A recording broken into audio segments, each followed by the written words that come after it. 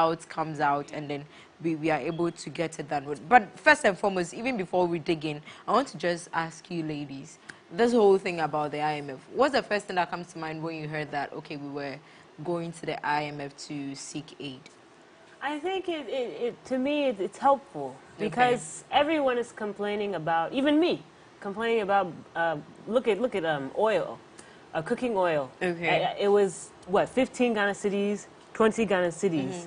And then all of a sudden, it has gone up to 45 Ghana cedis, 50 Ghana cedis. And it's like, if this bailout can help us, you know, reduce those prices, or even with the petrol, you know, if it can help reduce those prices, then I think it's a good thing. Okay. People should stop complaining if help is, you know, coming to your aid.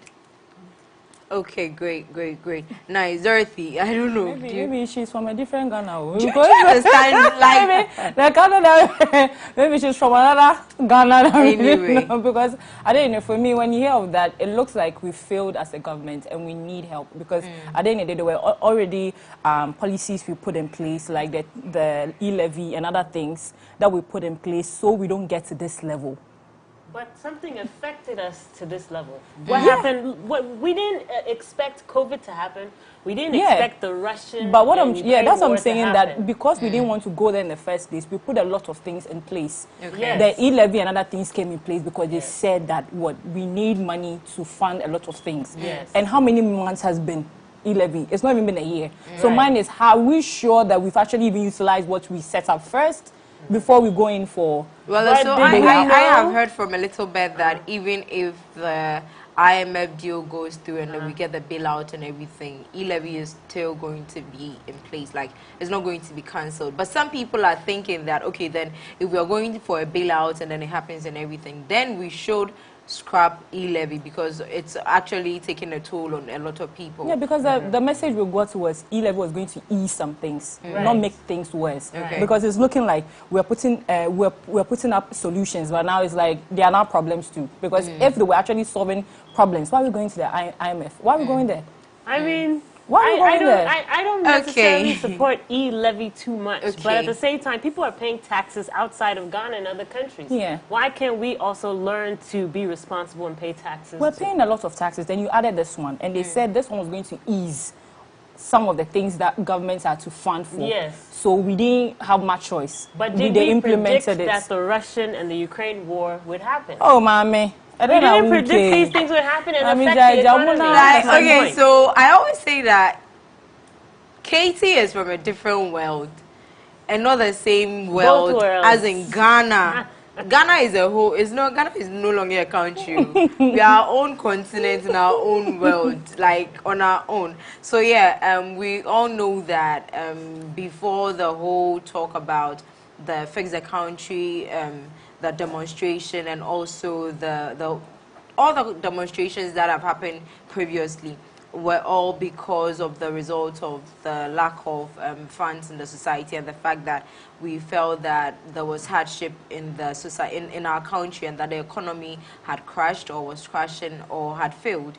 And so government has thought it wise to go out there to the international International Monetary Fund, I think, IMF, to get a bailout. And it's not just Ghana, it's not new. Other countries go out there. They are more of a mother to us. So you go there, you put out your problems or your crisis, and then if it makes sense, they give a bailout, and then at the appropriate time, you work towards paying back. And it's allowed. Other countries do it. So I don't think it's strange for Ghana to also do it. And this isn't the first time we are going. Other governments have gone. So it's just, I feel it's right that maybe the timing is what the problem is with. And so government has decided that we'll go to the mother body to seek for some, or appeal for some funds to aid us to ease up our economy. But then some Ghanaians are of the opinion that this is a wrong move, and that the timing was wrong, yes, and that the fact that it shouldn't have happened at all. That with the number of taxes, or with the amount of taxes we are paying now, as compared to the previous years, we shouldn't be going out there to look for funds because we are now taking money from the taxpayer and that should be enough. But then again, we forget that the Ukrainian war is part of it, the Russian and Ukrainian war. Because of that, a whole lot of hardship. It has affected food worldwide. It's not just here, because I saw Megan Good a post on IG on her story where she was filling up her tank, and she said a couple of months back it wasn't this expensive. So it's almost everywhere. Everybody's complaining about fuel prices, about cost of living, the food, the basic things that we used to buy are now so expensive. So we are asking, has government done a good job by going to IMF to seek for funds? If they have, what is it going to do that, what do you think is going to, do you think in any way that this is going to aid our current situation, and in what way is it going to aid, and in what way do you think it's not going to aid? If you also disagree that government has done a good thing, this is to the viewers. Please let us hear from you what you think. The ladies in the studio have already started. They've already had their say, but we're going back to it and we're going to continue. So then, if you agree, in what way do you think this is going to benefit us, this move is going to benefit the country? I mean, it'll probably reduce the petrol costs. Then once the petrol costs reduce, food costs will reduce, because a lot of the market women, when you go on the news, you hear them complaining.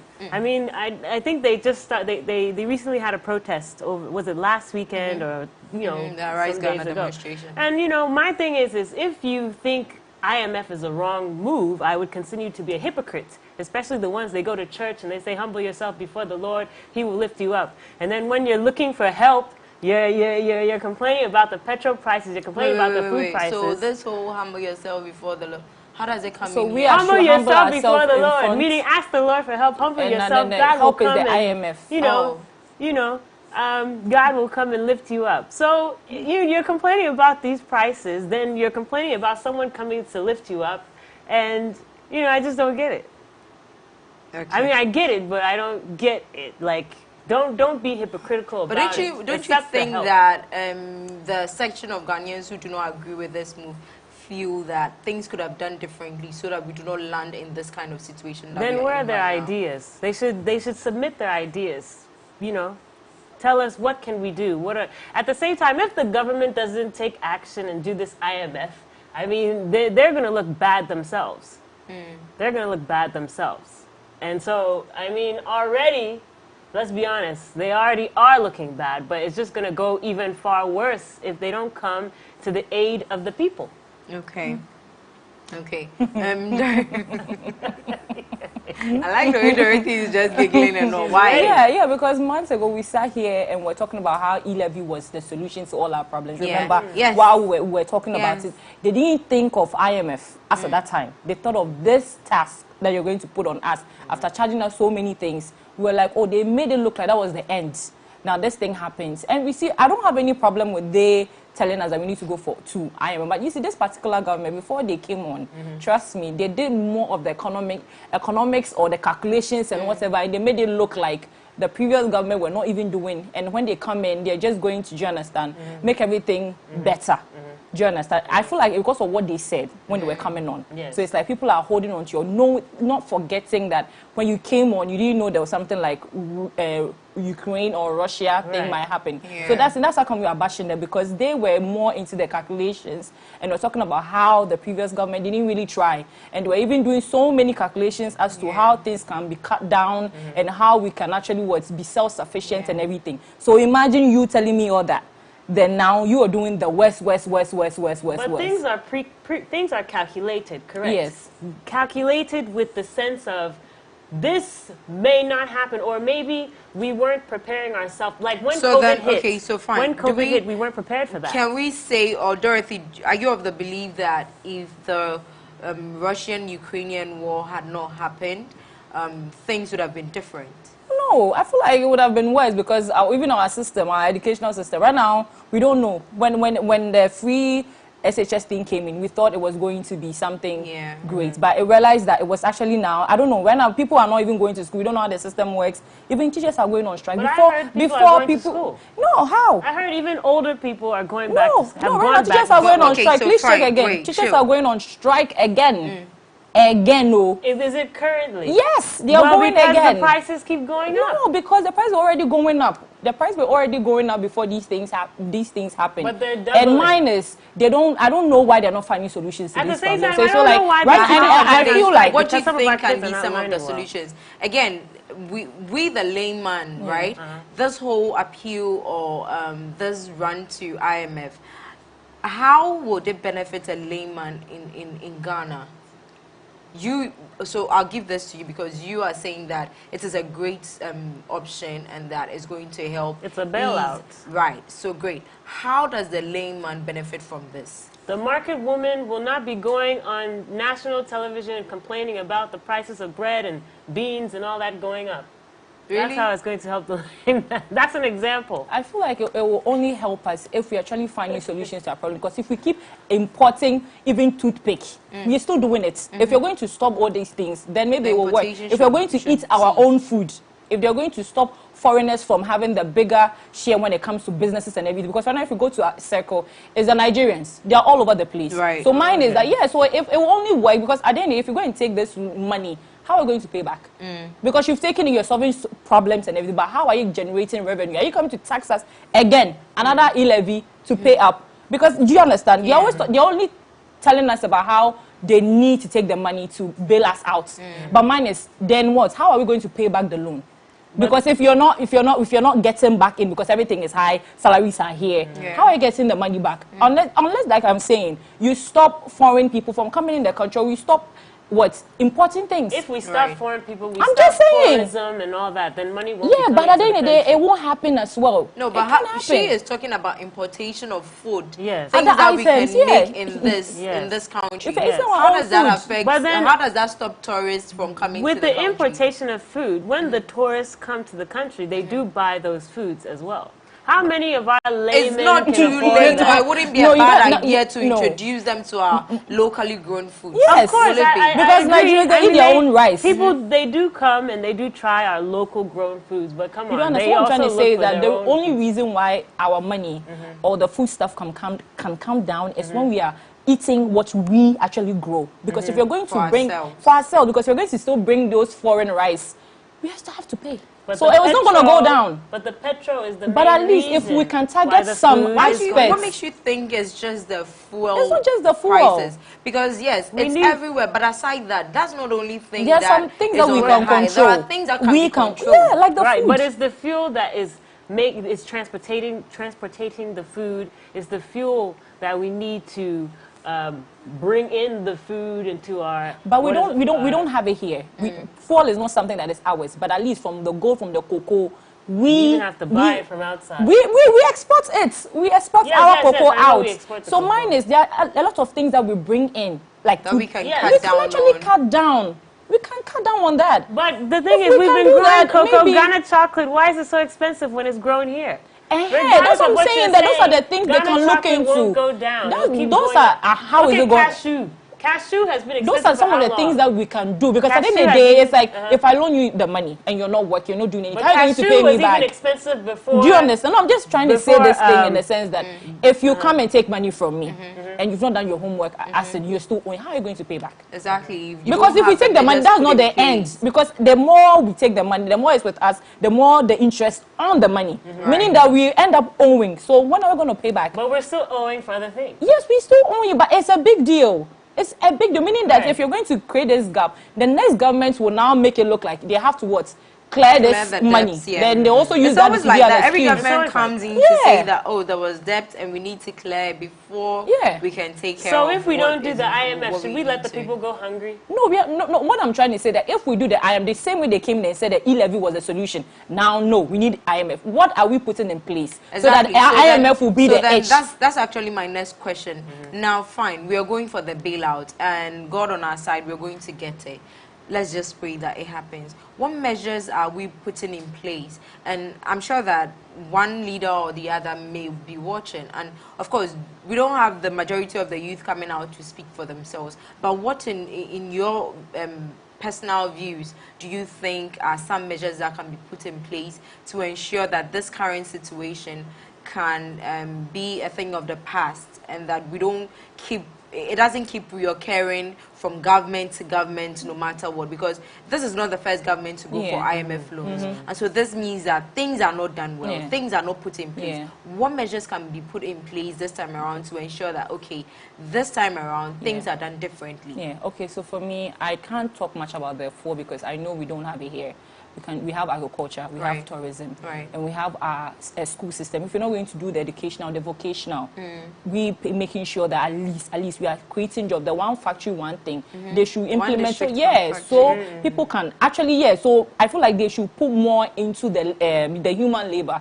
Try and give us the opportunity to use our skills to work, because that is the only way. But at the end of the day, if you're going to always give it to these foreigners and everything, they come with their own prices, and we can't do much about it. There are some things we cannot control. Like the fuel prices, like you said, we can't do anything about it, but we're making sure that at least we limit the things we import into the country. I'm not saying don't bring in the rice, but at least if you are actually consuming ours, we can now cut down on that cost and maybe save some money. Save some other things. I mean, it's a start. But if everything will go out, our money decreases. Because and when the currency decreases, a typical example is even your day-to-day, your personal life. If you keep buying every single thing outside or consuming everything, so it's food you're buying, water, but then you realize that a day where you cook, you go to the market, you shop in bulk, you come and cook and save or keep in the fridge, it saves you a lot of money as compared to waking up today, breakfast, you're ordering lunch, you're ordering supper, because you're ordering. if you're buying from our people, we can negotiate with the pricing. Do you understand? Because if I'm taking yam from Wa and it's grown by my kind of person, we control the price on the market. But if it's imported, they are bringing it to us. Yeah, so it's more like it's so mine is, there are some we cannot control. There are some we I know cannot control. Nigeria is doing that. Yeah. But at the same time, I remember watching a Nigerian minister or whatever complaining about why can't we have things exported out of our country? Why can't we bring, import foreign goods and stuff like that? So the question is if we do decide to grow within our own, raise funds within our own country, how will that affect us? And then if we stop the importing, and the export, how will that affect us? But currently, we can actually look at it from the fact that we've been importing a lot for some time. So now let's cut down on that and then try using what we have here to see the outcome because as well. Give that a try as well. That's the only way we can. That's the only way we can control the price. But my point is this: cashew and chocolate, we grow it here already, but it's too expensive. So that's a good example. That's what I'm saying. That there are some we can control. Some we can't. We should start with the ones that we can control. But we can control cashew and chocolate. How can we not control it? We're growing it here. If you're growing yam here, can you control the price of yam going up or down? Okay, I don't know what Ms. Austin has to say, but I feel that tonight is going to be a very, very interesting time. So just like you're saying, and I like the way you guys are going back and forth, because I'm pretty sure that people at home would also have the same argument. Some will agree, some will not agree, and all of that. There are diverse opinions. Austin, this, I know you wanted to opt out of this very discussion, but this is basic.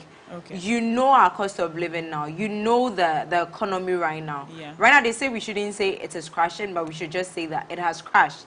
And that's why we are all crying out. What do you think can be done? Now we are going for a bailout. So a typical example is you going to Sweet Mommy Dorothy for loan, right?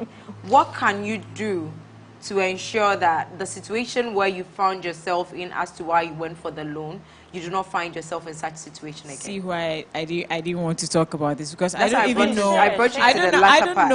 I don't know why they're going for the loan and where they're going, the plans they have for the loan. I don't know whether it's supposed to ease fuel prices. I don't know whether it's meant for. I don't know if it's meant for to make sure that government workers are still paid. I don't know why. And I haven't done enough research. That's why I opted out on this particular conversation. To help out, with the hardship in the economy, to ease the tension. It could be it could be just, let's just assume. That's why I cited example. Because what I've heard, that IMF doesn't give loans without conditions. Of course. That's what we're at saying. what cost? Of course. Yeah, That's exactly what we said. Interest, so There will So definitely be interest interest. That's on what it. I'm saying. So then, if that's why I'm citing an example with you, I'm personalizing it to you. Okay. You are in a situation and then you're going for a loan. What do you do to ensure that, yes, you are able to pay up the loan, and also you pay up and make sure you're not back in that situation where you found yourself in the very first place to even decide to go for a loan? This is personal, so from your personal point of view. I hate loans. I know nobody here loves loans, but let's just use that. Well, if you're going for a loan, it means that you are trying to solve an issue. So Right. you use that to solve your issue in such a way that you'll be able to make the money back to pay back your debtors. So, Okay. Okay. Yeah. Right. So before we go for our very first break, Dorothy, do you think that this IMF bailout is in any way going to impact or affect e-levy in any way? I don't think they will stop it. It will still be running. I don't think, because it looks really? like Well, right now they I've need all heard. the money. They need all the money they can get. So Right. I feel like they'll find a way to. I just pray they don't even. I feel increase e-levy it. has come to stay. Yeah, it will stay. I don't think they won't it's do just anything with about it. us But I mean, now. mine is, I'm just praying that after this, they will not bring something else to make it look like that is our savior. Okay. Mine is they should find a way Okay. to pay back the money so it doesn't create other problems. and then Now it keeps we need piling to. up. Yeah, because the thing is that cost of living keeps coming up. Right. Then our salary is still staying the same or going down. So at least they should do something. At least let it be in a balance. I beg. That's all if the money is going to solve the issue, or we going for the loans and everything is going to work, I feel like they should create a way that we can pay back. Not like leave it there. Then now another government will come and tell us that we need to now pay our loans. So they are setting up another e-levy brother. Another e-levy twin. I like this because one very interesting comment on the IMF page on Facebook where a Ghanaian dropped was, please, if you decide to give us the loan, come to Ghana and look for us and give it to us individually. Like, line us up in a queue. You give everybody, because now they are coming to, they say our leaders are coming to say that they're using this to bail us out. They won't give it to us. But if you give it to us, we will know how to use it to ease up our problems and our lives. On this note, we'll go for our very first break. When we are back, the show continues right here. Stay with us.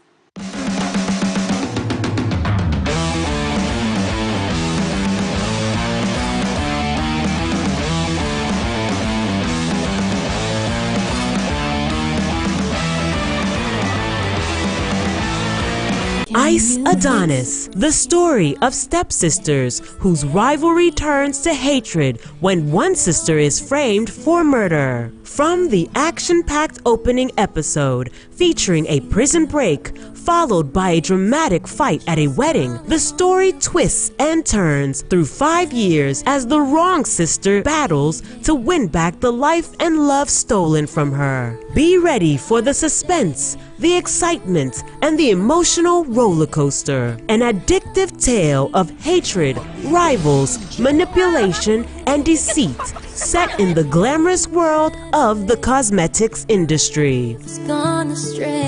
Ice Adonis premieres on MX24 this July. For sponsorship and inquiries, call 0243 024 552.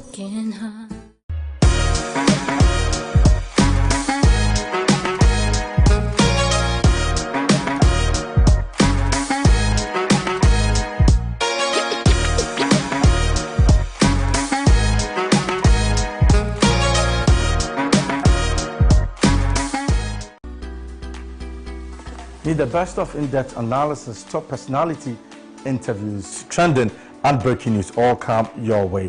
I'll be serving you with football conversations, life-hearted, lifestyle-related conversations, all on Off the Cuff. Join me, Derek Aim, this and every Monday to Friday between 4 and 5 p.m. only on MX24 TV.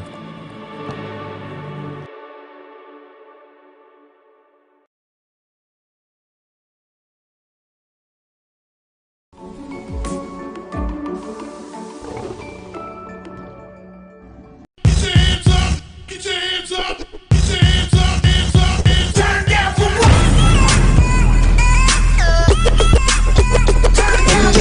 Angelina, you be cool in my temperature. If you call, say cheese, take a picture. Shaka post, make a see, take a picture. and then like book, boah. Where the party day today? Hey mama, hey I ever say. Shake your body.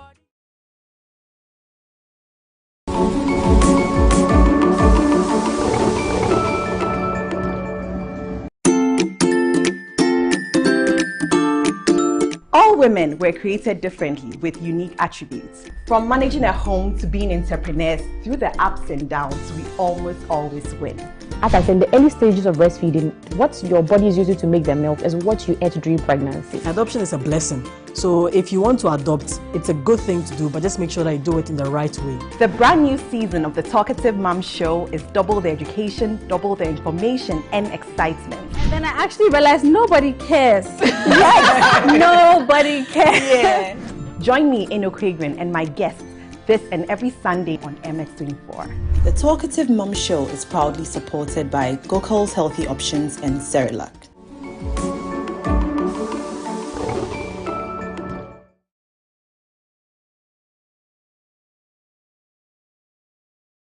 Ice Adonis, the story of stepsisters whose rivalry turns to hatred when one sister is framed for murder. From the action-packed opening episode featuring a prison break followed by a dramatic fight at a wedding, the story twists and turns through 5 years as the wrong sister battles to win back the life and love stolen from her. Be ready for the suspense, the excitement, and the emotional roller coaster. An addictive tale of hatred, rivals, manipulation, and deceit, set in the glamorous world of the cosmetics industry. Ice Adonis premieres on MX24 this July. For sponsorship and inquiries, call 0243 024 552.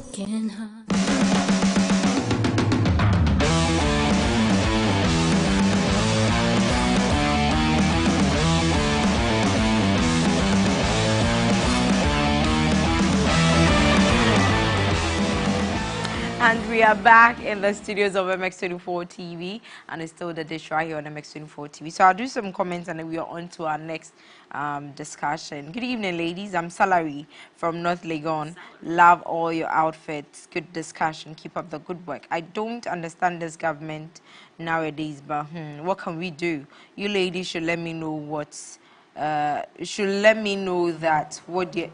let them know that what they're doing is outmoded. And this loan that they are going for, I don't think it will solve Ghanaians' problems. Yeah, how so? Good evening, Oferiwa, Ghana Cardi B. Hey, who is the Ghana Cardi B? You've said it. The Akufo-Addo government has failed drastically. He took away toll taxes and brought e-levy. It amounted to nothing. This government is totally incompetent. I pity people who still support this government. IMF is not a bad policy, but trust me, we went at the wrong time. We are yet to face the worst, trust me. There are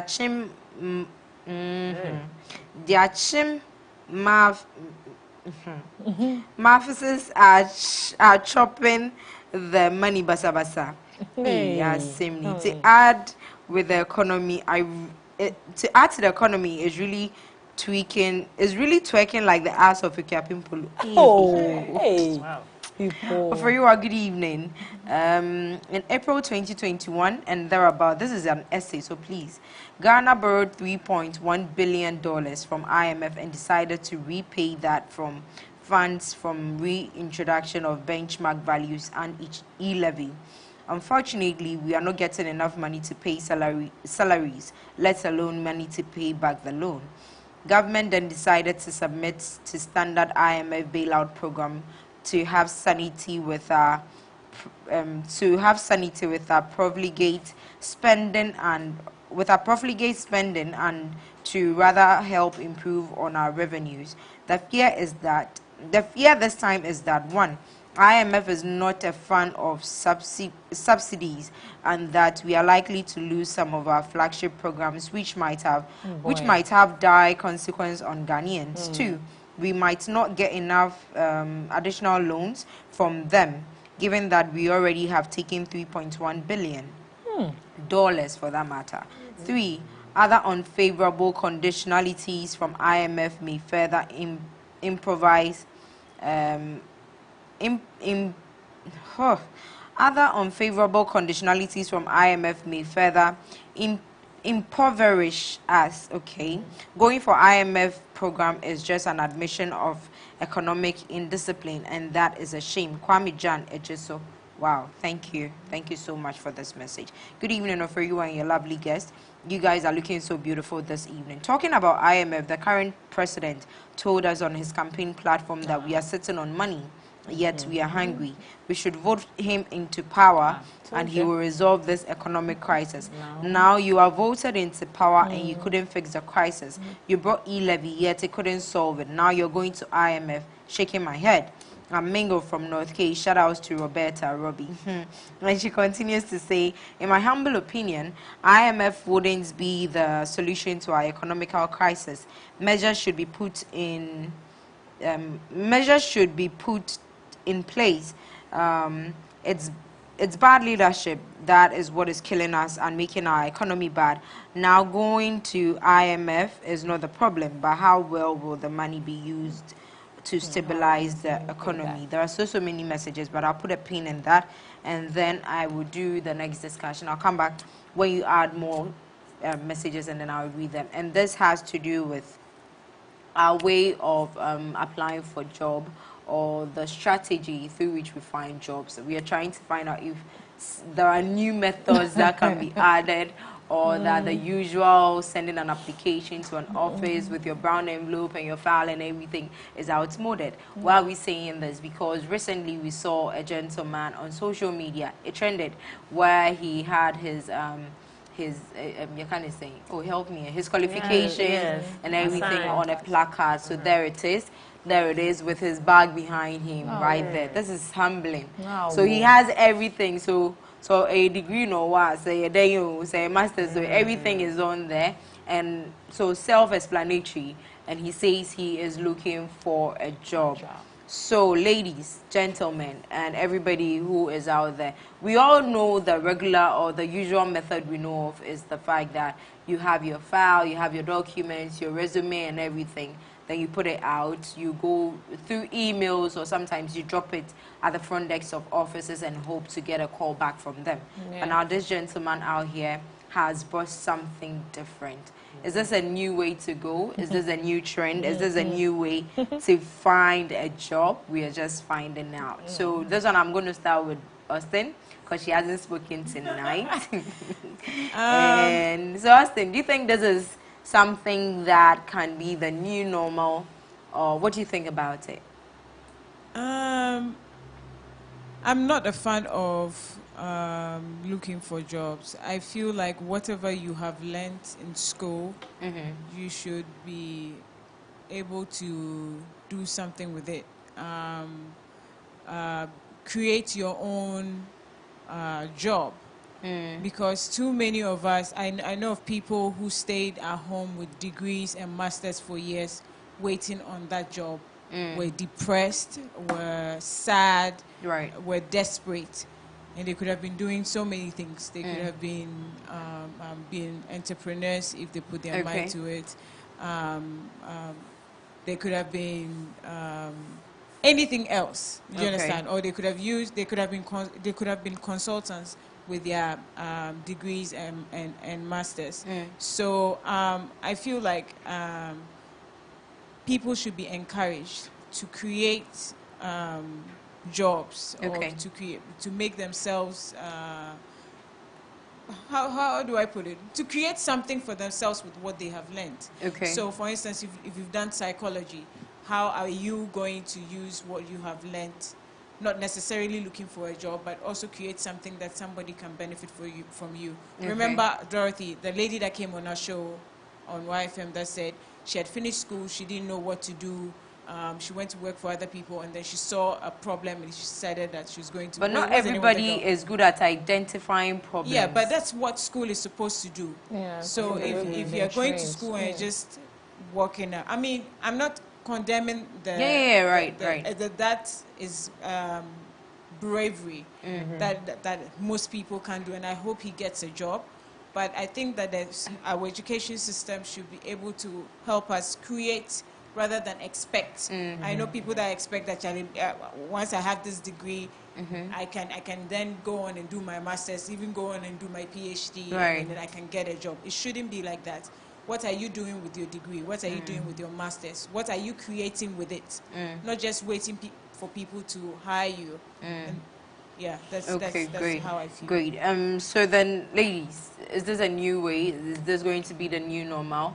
And again, are 9-to-5 jobs are they gradually fading out? Because now everybody is trying to, like she said, create a niche for themselves, learn something, learn a skill, do something for other people to benefit from. So a lot of people are trying to I feel like a lot of people are running away from the 9-to-5 job and trying to work at their own pace and their own hours. So do you think it's fading out? Oh, I don't think it's fading out. It's more like we are evolving and we are we are finding out that 9-to-5 is no longer you do it or you die, like do or die affair. Because mostly first telling somebody you're an entrepreneur, you don't have that confidence because it looks like go and look for a job and stop disturbing. They put that so much light and so much weight on you having a 9-to-5. Like that's what you need to do. If you're not a 9-to-5 worker, you're not really doing much. But now it's changing. People are sitting at home remotely doing so many things, and they have time to do other things. I feel like now people have realized that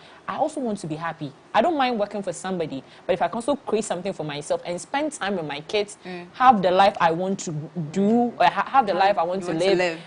Go on vacations and love myself and do things for myself. Of course, then I'm not trying to 9-to-5 because I don't want it anymore. But now I'm trying to create something for myself that I can have time for me. Apart from the ones that are least, that one they are there. They are home, they're not doing anything, and they are running away from the 9-to-5 because they just don't want to. That one is laziness. But I'm talking about some people work for others, but they have plans of doing things for themselves. True. Yes. So I feel like it's not fading away. People are now seeing the light and getting to know that, okay, I can also do something on my own and I can sustain something, and it's also key and it's also important. It's not always working for someone that makes me a person. Now we have people coming on, having talks. I mean, these speakers, we have these people that come and talk about their challenges, how they're able to create money and wealth for themselves and everything. And people tap into it. So I feel like when we have more of these talks and we go for these seminars and everything, you get to know that, oh, okay, I can do this. I can start this on my own. Start from this level, start from that level. No, people are even giving loans to micro businesses. To enable people to start things on their own, because what if the company shuts down? If it's a foreign country and a foreign company and it comes here and now they want to go back, now what are you doing? What else? So I feel like the 9-to-5 people we can't rely on this so much, because today they can sack you, and what do you have? So people are also doing things on the side, hoping that if anything should happen, and with what is happening, you can't just have a 9-to-5 and sleep. So if you can learn something on the side, you can actually, rely on in case maybe to this month your salary doesn't come. What are you doing? So people are trying other things. I feel like the economy also is forcing people to be entrepreneurs, because if your 9-to-5 is not really giving you much, you need to pay for fees, and you can do. So you can learn some things on the side and be, doing it. Even recently, I was just telling my dad, because he was complaining about someone not having a regular 9-to-5, and I'm like, Daddy, that's old school. Now people are entrepreneurs. They're taking up different types of careers, working from home, and being able to have more time for life. And at the same time, having 3 or 4 or 5 jobs, as an entrepreneur, it gives you more money than having just a 9-to-5. And even another family member was telling me, in Ghana, you need like 3 or 4 jobs, to be successful. You just can't stick to one 9-to-5. So, in terms of that guy holding up the sign, I really respect him, because as Miss Austin said, like a lot of youth, they think that a job should be handed to them on a silver plate, or even, oh, I got this degree. So this is the degree I should get. Yes. Yeah. I mean, the one time, my neighbor friend, he didn't have a job. he's still in the university, but he sometimes he's looking for money. So I said, oh, come to my house, help me, do the lawn, manicure the lawn, mow it. And he got offended by it. I didn't know he was offended, but my big cousin was like, my big sister, who was there at the time, was like, oh, he's offended. I was like, why is he offended? Because he's a university student with a degree and he doesn't think he should come. And I'm like, overseas. Well, I grew up in the States a little bit. So overseas in the States, you have people that are 15 or people in the university. If they don't have a job, they will go below the belt and humble themselves and do jobs that's going to fetch them money. Oh, I have an accountant degree, but they'll go to a restaurant and work as until they get the accountant's job. So that's what we need to do. We need to humble ourselves. And that guy humbled himself. Okay. I feel like it's the way we've been, the way we've created the educational system, just like what Ms. Austin was saying. We've put so much light on that white-collar job that even a cobbler or somebody that make shoes is regarded as not, but nowadays it's picking up. Mostly, if you tell somebody you want to be a seamstress, even the ones making the money. They're making money. Yes. Because back then, if you tell your mom you want to be a seamstress, hey, you want to be? But now they are doing so well. They are the ones with the money. I'm telling you, they're even called fashion designers now. You don't have to call them seamstress. Call them a fashion designer. No, nowadays they are even both call themselves seamstress, and they don't really. We have just 3 minutes to wrap up. I'll do a couple of messages and I'll come back to you. Think about the most unconventional way you've tried to find a job or you've used in finding a job. I'll come to you for that. Then we wrap up the show. Good evening, Freewa. You ladies are looking wild tonight. My view about these topics is I don't care about these world politicians and government. I am Yao from Kumasi. Hashtag the dish disciple. Application letter and CV billboard of the year. You po. You po. Good evening, my people out there. I just love your discussion and it's very fantastic. Before IMF can work effectively, the economic management must cancel ex gratia, and Nana Addo must stop hiring. That's what you mean. You wrote hearing expensive jets outside. Abochi Philip from Keta Youth Organizer, hopeful. We pray you get what you're looking for. Good. Frank, I'm out watching from Lashibi. I'm watching his videos and I'm in out. Oh, okay. This was a different discussion. Hello, please. I want Katie's number. I want to learn from her. She is my model. You mean your role model? Love you. Then no. Sweet mommy. Sweet mommy. Okay, guys. So we are wrapping up in just 1 second. Dorothy, today 1 second is 1 second. 1 second is 1 second. What is the most unconventional way or method you have used in applying for a job or finding a job? I'll start with you, Katie. So me? Okay, me. I remember one time I would stalk people's pages. So I'll go to the company's website. I'll look up who's in management. Then I'll go directly to your Facebook page or your LinkedIn page and talk to you directly. Okay. And then, I would, say, oh, I'm looking for this kind of position. How can I apply and all that? So you're aware of who I am. Right. And then, sometimes I get an interview, sometimes I don't. Okay. Maybe I get blocked. Well, interesting. So me, my cousin introduced me to somebody to date, and instead of dating the person, I knew the man had money, so I was like, please, I don't want to date you. I need a job because I'm broke. And he told me to send my CV. Oh, and you got a job. Cute. And I got a job. So you didn't date him? No, I didn't date him. He's actually married now. Oh. So he gave me a job and he was so happy that, because he offered money. And I was like, no, if you give me the money, I will spend it. Exactly. I need a job. Yeah. So I can make my own money. Great. Great. Austin, you don't apply for jobs, so. I bought my own controller. Okay. And I started calling my friends who were getting married or having a party. Hey, if you have sound, I'll DJ for you. And I did that for like 5-6 months. Wow. And for the next 2 years or 3 years, I got gigs from that. So yay! Wonderful. That's so nice. Awesome. So I love to cook, so I use that a lot. So then I come in and I say, oh, and so I hear it's your birthday. Oh, I brought something for you on your birthday. So then that's the way I set it up, and then we become cool. And one day I'm like, oh, don't you have any slots anywhere? Don't you have any opening anywhere? I can do this, I can do that, I can do that. or I can provide your company lunch, and then it works sometimes for me. Sometimes, other times we'll slash the price. Wow, it comes with the job, so yeah, we understand. Until same time tomorrow, it's been great hanging out with you. Thank you for your messages. If I couldn't read your message, please forgive me. Tomorrow we will do more of your messages. Have a great evening and stay safe. Ms. Austin, take us home.